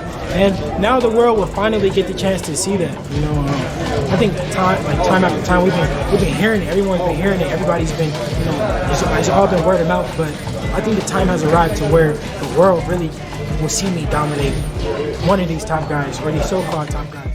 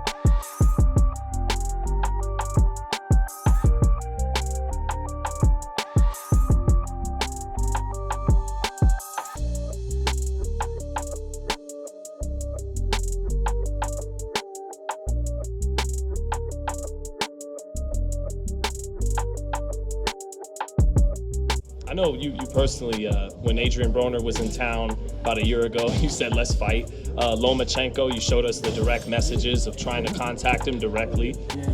Are you going to be... hey, Loma finally responded to me, too. When? I don't know. I got to see. I think maybe I posted it, maybe I didn't. I don't know. Let me see. I don't think I did, actually. Yeah, let's see if you can find it. Look. He says, I'm available. I will keep it in mind. Okay. Progress. Progress. Look, I said, Lomachenko versus Haney, pay-per-view money. I'm available. I will keep in mind. Kept the English basic for him, too. I will keep in mind. How long ago was that? Yeah, when was it? August. Of last year. Oh, no, this year. Yeah. Dang. And that's So, and he already. We'll be in October? Yeah. 2 months ago, so this was recent. What? Will you be trying to contact him again if he can get past Lopez next Saturday? Like, I mean, I got Gamboa ahead of me, so of course, Right. maybe after that fight, of course, you know, I wanted to make that fight and any other fights that's possible. But my main focus right now is Gamboa. I cannot look past him. I know that he's gonna come to fight, bringing his all, and I'll go in there and showcase my skills, show the world that I am the best lightweight, and no one beat Gamboa like I will. and just lastly, Devin, I know you're focused on Gamboa for November 7th in Miami, but you know, being that Lomachenko, he responded to you, which few other fighters actually have. Being that he's always talked about his number one goal is to be undisputed. Do you think he's the most likely guy out of all the top lightweights to step forward and fight you? Yeah. I think honestly, I think that if Loma would want to fight, Loma wants to fight, but I just think that his team don't think that it's in his best interest. But I think Loma is a true champion, and you know, I hope that he is a true champion. But he showed from what he showed that, you know, he's willing to face the best. But I just don't think that his team. But that's where the Mike Tyson stuff that Mike was talking about comes into play, right? Yeah. Where it has to come down to you two guys wanting to do it. Yeah. So. Hey, ladies don't talk to my face. And then, you know, any way that, like, how do you think, if he was willing and the money's there and all that's right, how would it happen? The Zone, ESPN? Do you think? I mean, no, we got to get to that, man. I don't want to say the wrong thing and then the fight don't happen. So, you know, I say one thing and then they say the opposite. So I'm willing to, you know, do anything to make the fight happen. Cross that bridge when we get there. Yes, sir.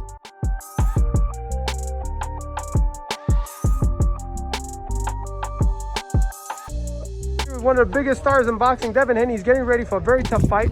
Yuriorkis Gamboa, gold medalist, former champion. We just saw him with Tank. What goes through your mind? You're 3 weeks and change.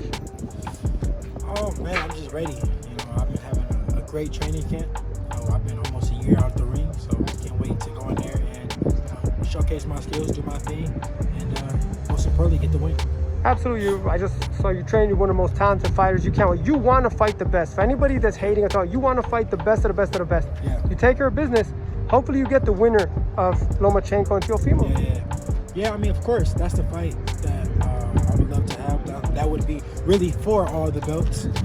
Hopefully we can make it happen in 2021. But first, you know, I got to take care of business on November 7th and look good doing it.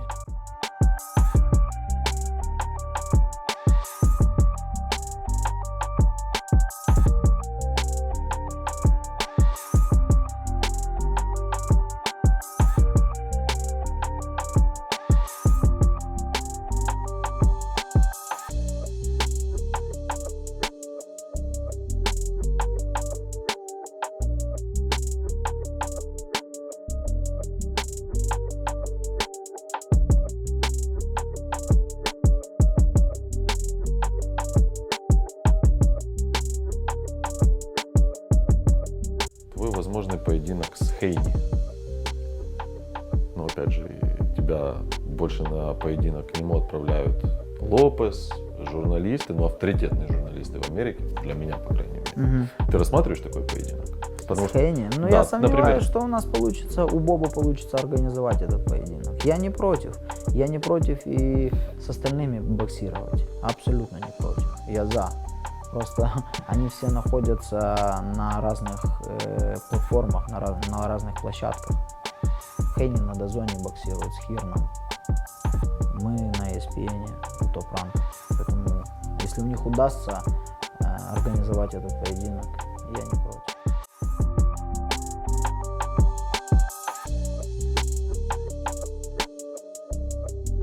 What's on your path in 2021? What do you want to accomplish if Ryan is not the guy?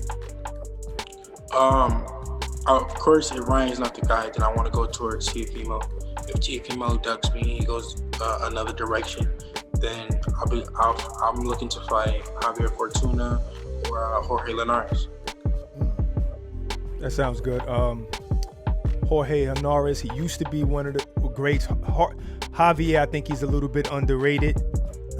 Which one do you think is a tougher fight? I think they're the same caliber, like same type of caliber, same type of fight. Now, you mentioned to us before that you don't find the same value in fighting Lomachenko because Teofimo beat him. He's still considered one of the top welterweights. He's still on the pound-for-pound list. He has some things to say about the judges, that they weren't fair. I don't understand how he's still on a pound-for-pound list, but continue. Right. But if that fight presented itself, would you take it? I remember at a time when Loma wouldn't even say my name. Like, I was his mandatory. He wouldn't say my name. He wouldn't act like I even existed. So it's like, do I even want to give you a shot? Do you deserve a shot right now? Wow. Or do I want to fight one of these young guys who actually are speaking my name and, you know, throw me in the hat? At one point, Loma wouldn't even throw me in the hat of guys. He would act like I didn't even exist. So it's like, no, I understand. Do I really want to give you a shot?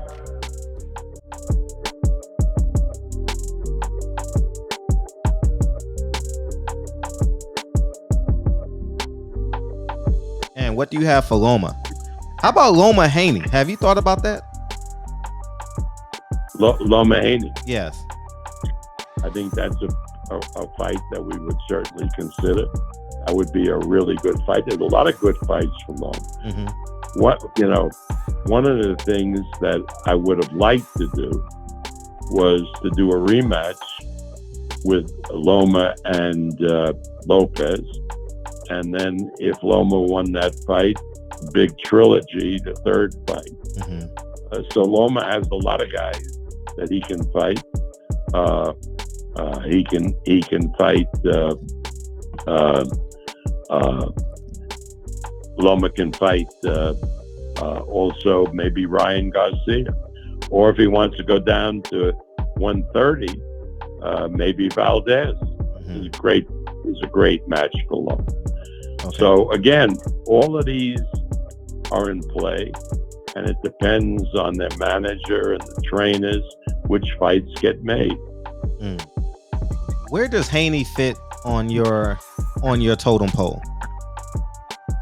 Well, in terms of fight, I'd like to see Devin fight a recognized lightweight, like Linares or somebody like that.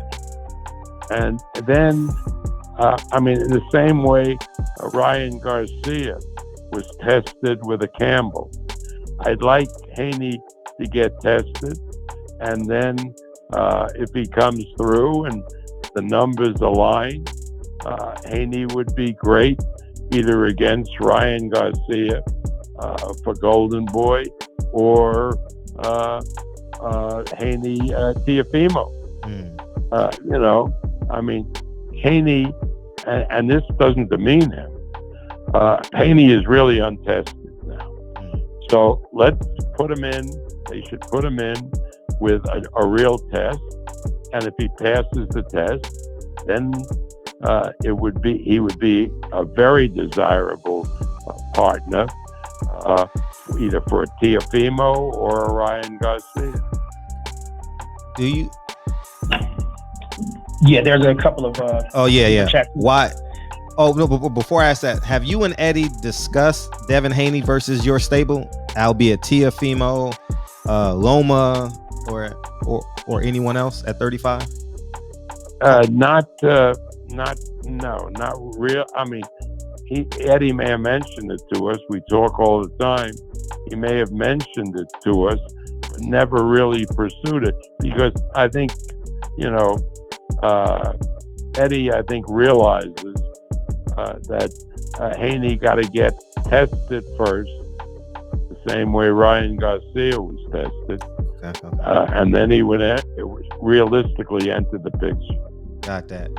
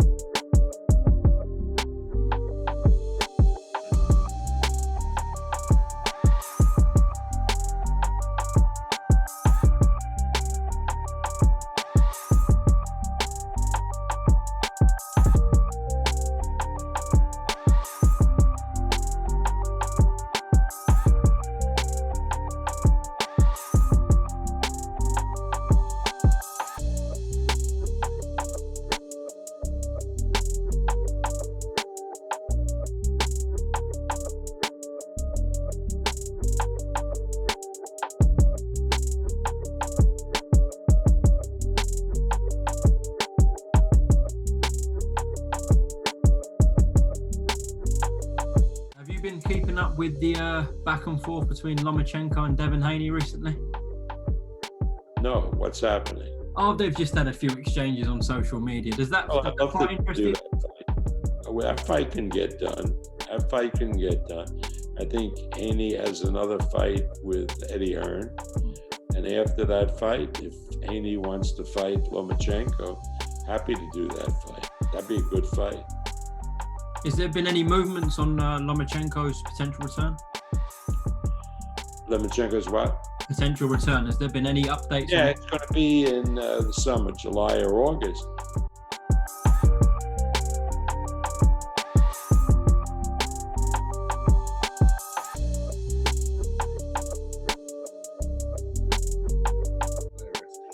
You mentioned Devin Haney and Jorge Linares. Is that pretty much done? Yes?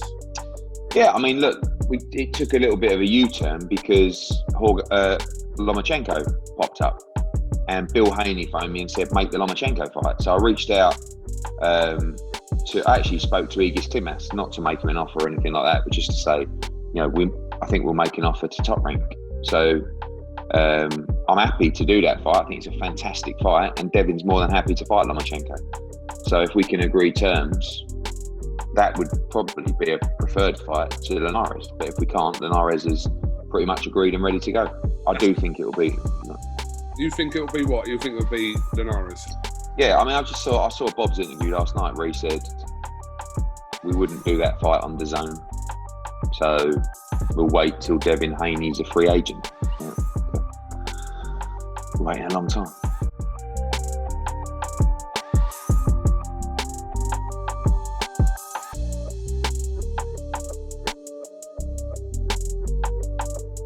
Is Jorge Linares next? It seems like, Devin. Jorge Linares is, the front runner, but I'm still, looking forward to, hopefully we can make a fight with Loma. If we can't, then it is going to be Linares. So Lomachenko's still technically on the table then. Yeah. What'd you think though when Lomachenko, actually acknowledged it and said pretty much let's make a fight? I'm happy that he finally acknowledged me and he finally, is interested in making a fight. It sucks that now it comes after he took a loss. I would rather him, it be when he was on top. But at the end of the day, a fight with me and Loma would still be huge, and I would still fight that I would welcome. If it can't happen next and the Jorge Linares fight happens, could Lomachenko be after that still? Of course. We're not ruling nobody out. Whether it's Javier Fortuna, whether it's Loma, whether it's Ryan, whether it's Teo, whether it's Tank. It doesn't matter. I want to fight the best fighters, and I want to keep climbing, keep beating them one at a time. You've said that you would beat Lomachenko in more decisive fashion than Teofimo Lopez would. Why is that, Devin?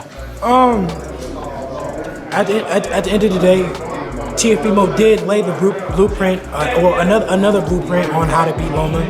So it just shows that he can be beat. There is different ways that he can be beat, and it is what it is.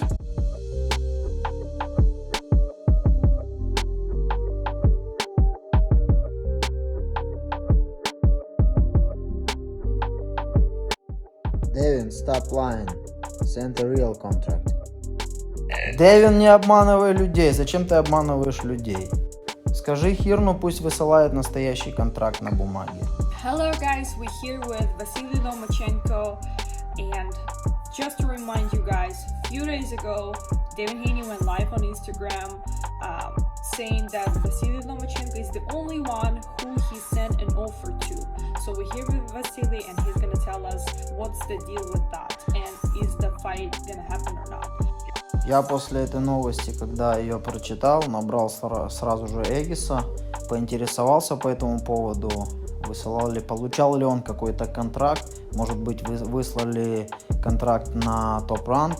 Он сказал, что он лично ничего не получал, сказал мне, чтобы я подождал там пару часов, он сейчас наберет, поинтересуется. Как только он там с ними созвонился и получил ответ от топ-ранга, он мне перезвонил и сказал, что они тоже ничего не получали. Поэтому, что имел в виду Devin Haney, когда говорил о том, что он выслал контракт, я, честно говоря, не совсем понял этого хода и что это означает. Потому что ни контракта, никаких ни бумаг, ни документов мы не получали. Ну а просто сообщения, друг другу звонки, такого не было с вами? Ну, Эгис не Эгис, а его отец Хейни созванивался с Эгисом, и они говорили о том, что они хотят организовать этот поединок. Не против ли наша сторона, действительно ли мы серьезно настроены. Эгис сказал, конечно, да, действительно серьезно. И это все было вот на уровне этого звонка. А когда был звонок? Он вышел лайв, ну вот 2 дня назад. То есть звонок был раньше? Нет, это раньше, намного раньше звонок был. Намного раньше. Звонок этот был там еще неделю назад. Эгис мне сказал, что после вот неделю назад он разговаривал с его отцом, и после этого он разговаривал с еще одним человеком с командой Линареса. И Линарес подтвердил, что они контракт подписали и отправили назад на Хейни. То есть на тот момент, когда он вел со мной переговоры, у них был контракт с Линаресом, и у Линареса стояла подпись уже. Поэтому я не просто написал, что я хочу боксировать на ринге, а не в Твиттере. Он вспомнил обо мне тогда уже, когда я подписал контракт с Линаресом. Это мое мнение, мне так кажется. Сначала они получили контракт с Линаресом, он понимал, что у него бой с Линаресом, ну и после этого он там решил напомнить о том, что он готов боксировать со всеми в этой весовой категории, он никого не боится, он готов боксировать со всеми, но сам реально понимал, что боксировать он со мной не будет. А всем остальным бросить пыль в глаза, вот смотрите, я как бы вообще не против, я готов, я очень хотел бы с ним провести поединок, и для меня это лучший вариант, наверное, был бы. Я уже говорил об этом, что Лопес, они понимают, что если они отбоксировали со мной и у них были серьезные проблемы во второй половине поединка, и они поняли, из-за чего первую половину я ничего не делал, потому что я просто-напросто, я не хочу повторяться, они понимают, что если они будут второй поединок проводить и дадут реванш, я выйду боксировать с 2 руками и полностью здоров, то картинка будет совершенно другая, и очень быстро можно все это потерять, то, что они завоевали случайным образом. Это мое мнение. Поэтому реванша не будет. У Девина Хейни настоящий пояс, который завоевал я в бою с Кэмпбеллом, и после того, как мне дали франчайза, мой пояс перешел к нему автоматически. Вот какой у него пояс. То есть он, в принципе, пояс получил без боя. So, are you willing to fight Devin Haney?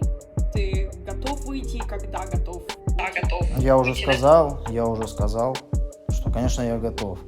Ты в топ-рэнке, Эдди Хёрн — это DAZN, то есть площадки совершенно разные. Вот здесь вы сможете договориться? Это уже, знаешь, это не вопрос уже не ко мне и точно не к Хейни. Это как раз-таки вопрос наших промоутеров. Это Хирна и Боб Арума. Они должны договариваться об этом. Боб Арум, по-моему, сказал о том, что он будет ждать, пока Девин Хейни не закончится контракт. Что-то такое. Это же такое, понимаете, это пока не закончится, так он же его продлить может. Он продлевает контракт с DAZN, и что? Не освободится он, и как? И что, мы бой не сможем организовать? What's next for you? Для меня как бы, я готов боксировать, я хочу боксировать, у меня даты и соперника нету. Сначала я думал, что это будет на катание, но мы как бы ни к чему еще практически не пришли. Новостей у меня никаких нету по поводу моего возвращения в ринг. Поэтому я, в принципе, хотел бы отбоксировать. Мне без разницы, где это будет, ESPN или DAZN, мне без разницы. Но у меня есть контракт, и по контракту у меня еще 1 год с топ-ранком контракт, поэтому в течение этого года бой сможет состояться, наверное, только по соглашению двух сторон, по договоренности двух сторон. У тебя есть контракт, у тебя должен быть какой-то бой, правильно? Ты же не можешь год... Да, конечно, конечно. Нет, у меня не один бой, у меня в контракте прописано, что у меня 3 боя в год должно быть. Я рассчитываю на то, что мне смогут выделить дату в начале июня.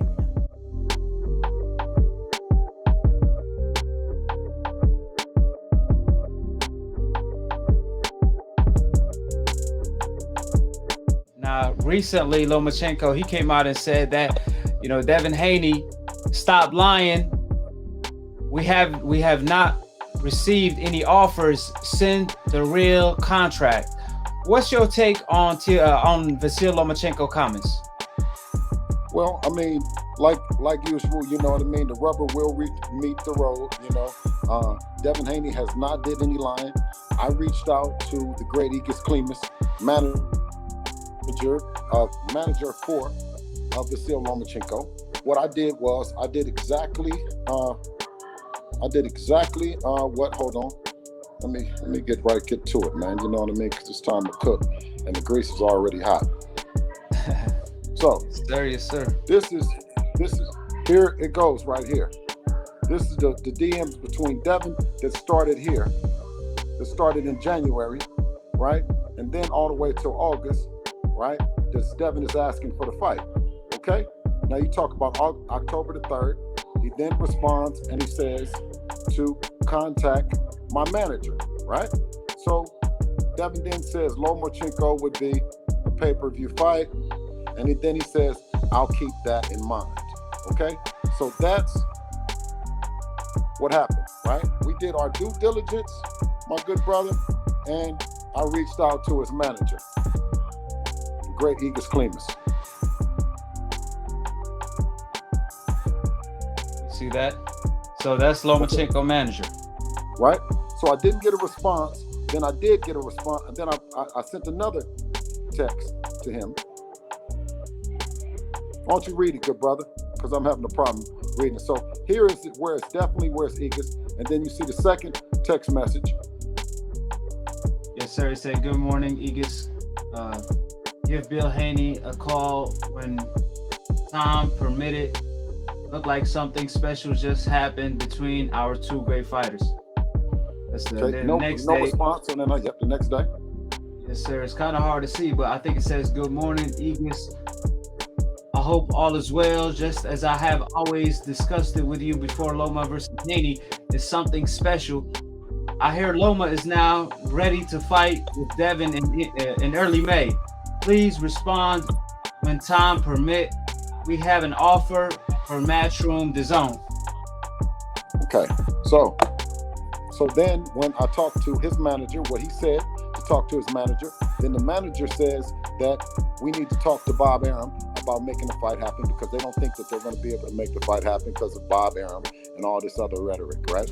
So then we reached out to Bob Arum, and of course we hear what Bob Arum says, the infamous that he's willing to make the fight and it's a great fight, but the fight will then wants to entertain the fight on with Devin after Devin is off of DAZN, which is strange. It's strangely it's strange to us because Lomachenko and Campbell was made, and Campbell didn't have to leave Eddie Hearn. Maurice Hooker and Ramirez was made, and Maurice Hooker didn't have to leave. Then you also have the Joshua and Tyson Fury going back and forth, and there's nothing where Anthony Joshua has to leave, right? I can go on and on. You have Anthony Crolla, who also fought against Lomachenko, and he didn't have to leave. So when you talk about all these things, they're just it's rhetoric, right? Devin has been there, right? Devin has been there. He's been on the chopping block, and if Lomachenko, just like he said, wanted to fight Devin, he should have fought him, right? When Devin was his mandatory, right? And if he thought that he could beat him, and Top Rank thought that he could beat him, then we wouldn't be talking about nothing right here. There would be no WBC champion in Devin Haney, right? He would have did it. He had one full year from the time that he fought Luke Campbell, and before he fought Teofimo Lopez, right? So we don't take anything away from him being a good fighter, a great fighter, or anything like that. Like I always say, that there's something special about Devin that makes us put Devin in a position, whether it's in a position that he's the champion or he's the mandatory. We put our head on the chopping block. What you see in Lomachenko is Lomachenko responded after he reached out to Linares' camp and found out that Linares then had signed a contract, right? That was sometime later, maybe a week or something later, after no response from him, after Bob Arum going on a program and saying that he is interested in Devin, but he's interested in Devin fighting on his network, right? And he's interested in being in the Devin Haney business. So with him saying that, right, with Eddie reaching out and not getting any response, right? Anytime that you have Bob Arum, who's wanted to make a fight happen, he came out and said it, whether it was with the Terrence Crawford and Earl Spence, right? Or whether it's with Tyson Fury and Anthony Joshua. You know, nothing has ever stopped him with the person being on the side of the street, right? But we know that Bob Arum wants to be in the Devin Haney business. You know what I mean? And you know what I mean? We can have an appreciation for that.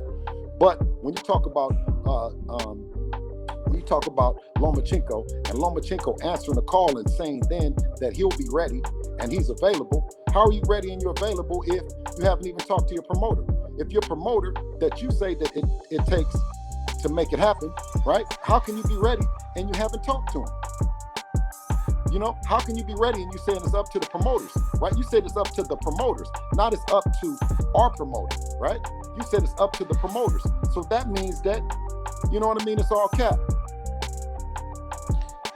Yes, sir. Now, to put things in perspective, when you hit up Lomachenko manager, after you said we have an offer for you on the table, did he say, send me the offer? Can I see it? What did he, No. or he told you to, No. okay. No, absolutely not, right? He said, talk to Bob Arum because I don't think that it's going to be able to happen because we need to look at our contract and see if we can even do it based on, they think that they might have an exclusive to ESPN, right? That it might be some language in there that makes them exclusive where they can't fight, where they need a permission from Bob Arum. Where they need permission from Bob Arum. So what I find that strange is that when Devin was talking, right, he said that he was available. He said it as if he made the decision. But come to find out, you don't even make the decision. It's not even up to you. So when you talk about send over the offer, right, the offer is not coming from you, nor the decision is being made from you. So to call somebody a liar, right? Once again, you said coward and you said liar, right? Which I think that he's both of them. He's saying that, but I think that he's both of them because you say send over an offer after you said that you saw the Linares is signed, right? And you waited not 1 day, not 2 days, not 3 days. You waited a week or so to come back out after that, after I even talked to him. And when you talk about Igis Climax, who you said the manager that you were talking about, it went silent. There you go. Yeah, we see that. Now he gets told, and he gets told you to contact Bob, right? Yeah, and he gets told you to contact Bob. And which, yes. So you contacted Bob or Eddie contacted Bob?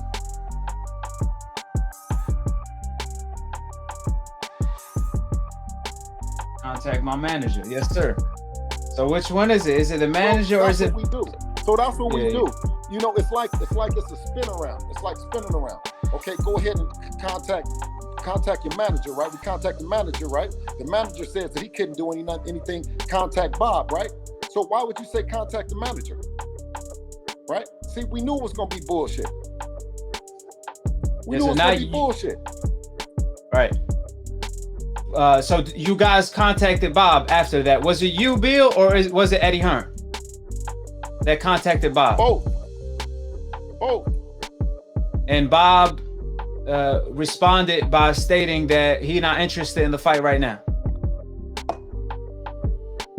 No, that he's interested in making the fight after Devin leaves Eddie, which is a slap in the face, bro. which is saying that you're not interested in the fight and you don't want to make the fight happen now, right? Okay, you say that you can want to fight, when you want to make it fight, you want to make the fight happen next, or you're interested in talking to us, you know what I mean? I'm not, from a business standpoint, I'm not going to say that that's bad, right? That's a whole lot farther than what Bob had been saying, right? About Devin, you know what I mean? So I'm not going to say that it's Bob. I'm not going to say that. I'm not going to say it's the WBC. I'm not going to say that. I'm going to say these fighters need to get their promoter, right, to agree to it, to go out and advocate and promote for it. Now you've heard Eddie Hearn come out and said that's a fight that he was looking for, he was looking to make, right? You've also heard Climax say that we both contacted him. And what is the manager going to do then? If you said that you wanted that your manager is the guy, and every other time that it goes this way, why is things changing? Why is things changing? Why your manager wouldn't talk to him and then negotiate and make it happen, right? And then Bob comes out and says that he doesn't want to make the fight happen now, but it's a great fight, and maybe after Devin is finished with his own. But why do we have to be finished? Why do we need to talk about anything other than this next fight? We don't want to talk about, we have a relationship and a partnership with somebody, and we want to say, oh yeah, well, we'll do that after. Come on, man. You're trying to kill us in business. We do straight business, good business. We signed an agreement.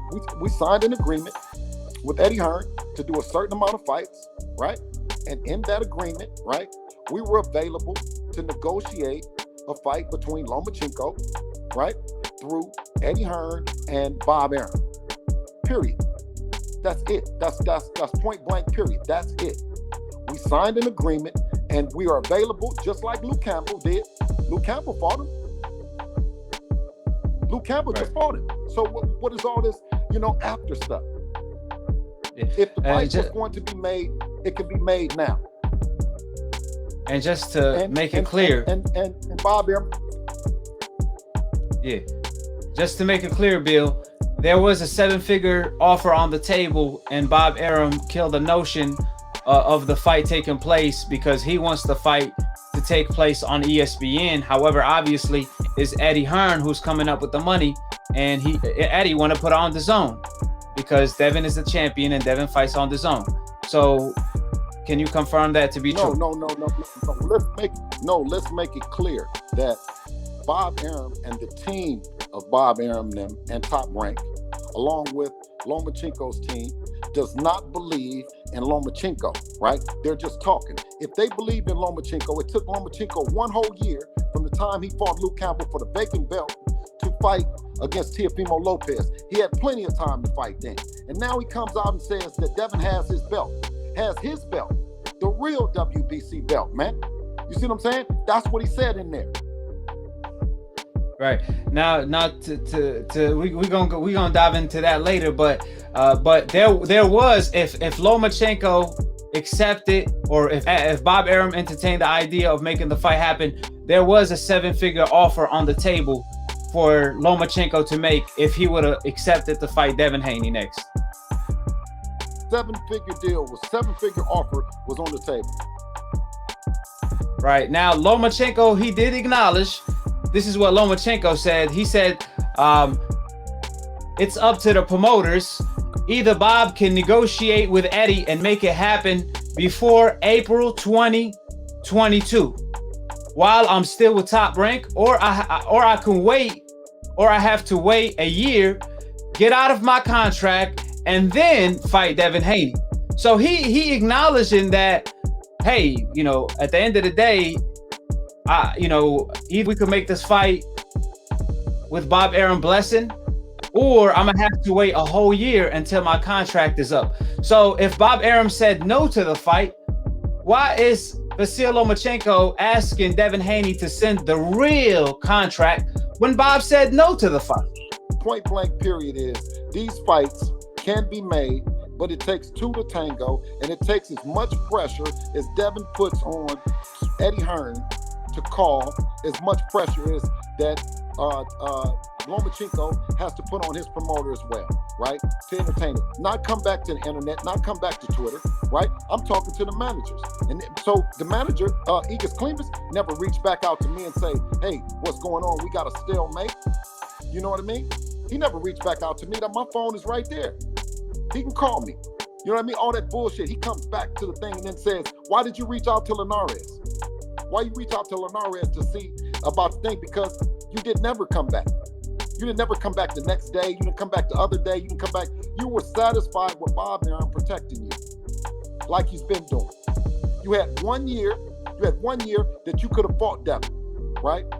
You had also the opportunity, instead of when you could have let Devin fight Luke Campbell, but you came in and petitioned to fight for the vacant belt. You asked him, could you, because you're a decorated champion, could you do it? And when you beat Luke Campbell, you then had an opportunity to fight him.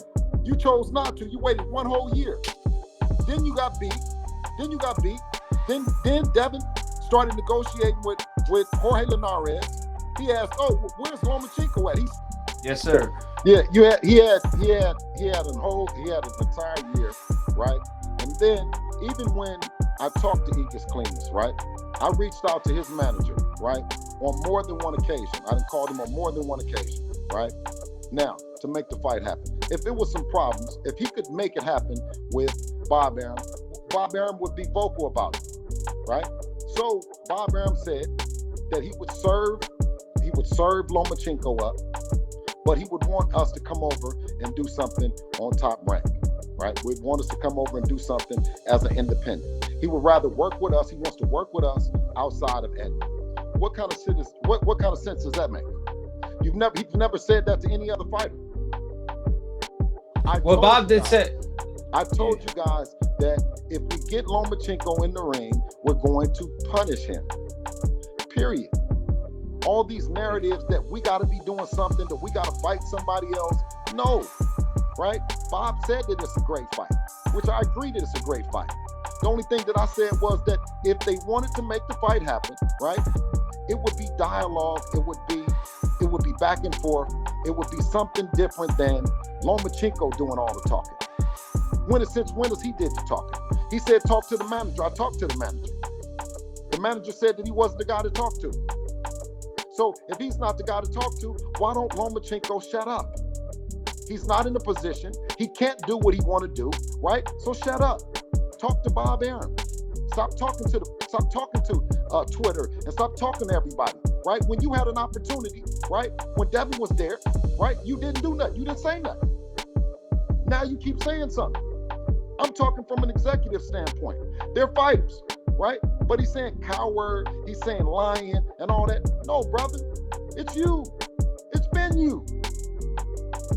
And you asked for an offer instead of your manager reaching back out to make something happen. You asked for an offer after weeks after, right? That you didn't know that Linares had signed. You waited. Oh, Linares has signed. Now send over an offer. Send over an offer to who? To Bob Arum? We've been trying to talk to Bob Arum. I've been trying to talk to him about you. Now, one thing about you is you said it's okay to talk to your manager, right? Tell your promoter it's okay to talk to me. Now, is simply Lomachenko hiding behind Bob Arum? Is this or you think is otherwise? 1,000%. I mean, 1,000% he's hiding behind him. He hid behind him with the franchise belt. He hid behind him then. And then when things didn't go his way, then he says, I didn't know nothing about it, right? So now you just said that you're ready to fight in May, but you're not ready to fight in May because you said it's up to the promoters. So you're not ready. But he does know something about it now because he acknowledged that he has to get Bob Arum blessings. And Bob completely shut down the fight. So why will you guys, what don't make sense to me is why is he requesting a contract to be sent if Bob said no to the fight?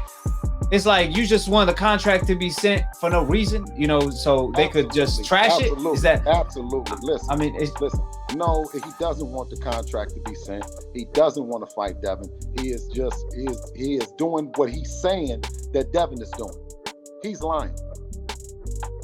Yes, sir. He's Now, since when has he been speaking? Right? Bob Arum spoke for him, and Bob Arum said that he was the greatest thing since sliced bread. You see what I'm saying? So now you're speaking, right? So which we thought initially, okay, well, damn, this is the first time Loma has spoke, right? So we thinking that he says, I'll be ready then. And then we said, okay, I call Egas, and Egas says, no, you got to talk to Bob. Talk to him for what? You said he was going to be ready, and you said talk to the manager. So haven't you guys already did that? Yeah, but what's crazy, Bill, Egas told Steve Kim, Egas, Lomachenko manager, he said that he talked to Bill Haney and Eddie Hearn. He talked to both Bill Haney and Eddie Hearn, and he said they contacted me, but they followed up with nothing. He said don't send him nothing. But he ironically, he admitted, don't send him nothing. Tried to talk to Bob, which they knew then that wasn't going to work because they hadn't massaged Bob, they hadn't rubbed Bob and said that Bob was waiting on it. Nothing.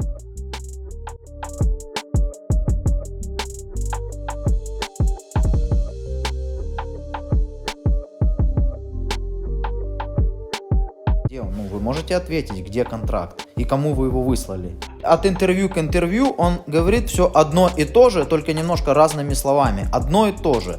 Они там показывают скриншоты, они там показывают сообщения, которые они отправляли, которые они получали. Оказалось, что ты его не выслал. Тебя спрашивают, ты не можешь ответить на этот вопрос четко и конкретно. Ну, он вроде говорит, а смысл мне его отсылать, если вот... Так как это? Ну, ты же сказал, что ты отослал. В смысле, я не могу понять. Как это мне смысл мне его отправлять? Ты же сказал, что ты уже его отправил. Да Дэвин сказал, что отправил, а отец как бы вышел и пытается, то есть Дэвин сам его составил, отправил, с папой не советовался, отправил его сам куда-то, папе ничего не сказал, да? А потом, когда мы ничего не получили и ответили, то здесь вдруг папа начал говорить о том, что смысл отправлять, если все равно там вся загвоздка в промоутере. Ну, пусть они между собой там внутри разберутся, договорятся и в одном направлении как-то как одна команда работают, а то не каждый там по-своему. Один наделает делов, а второй пытается там, сохранить его лицо. Вы сказали, конкретно сказали, заявили, вы в прямом эфире разговаривали и сказали, что вы послали контракт.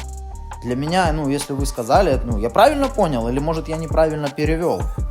Я правильно понял, он выходил в прямой эфир и сказал, что мы послали контракт Ломаченко. То есть они должны были послать либо менеджеру, либо промоутеру. Ни там контракта нет. Я разговаривал с Бобом насчет этого поединка, я попросил организовать мне этот поединок. Но тогда, когда мы узнали, что у него есть дата с Линаресом, и они уже подписаны, что никакого боя не будет на май, и он начал готовиться к Линаресу, мы не будем сидеть ждать его. Вы сказали, что вы отправили. Вы его не отправили. Вы соврали. Все, точка. Поэтому говорить сейчас о том, что иди договаривайся с Бобом, смысл отсылать, если и ты сам не решаешь, здесь вопрос же не в этом. Вопрос в том, что вы говорите и не делаете. Вы обманываете людей. Вот в чем вопрос. Все просто. Ты сказал... докажи, что ты сказал, покажи, аргументируй.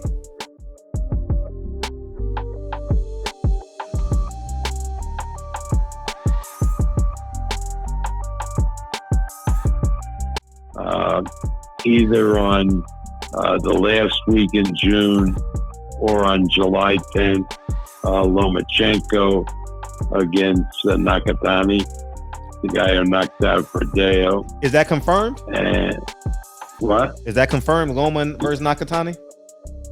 Yeah. Okay. Oh, that's an interesting fight. The date is either the last week in June or July 10th.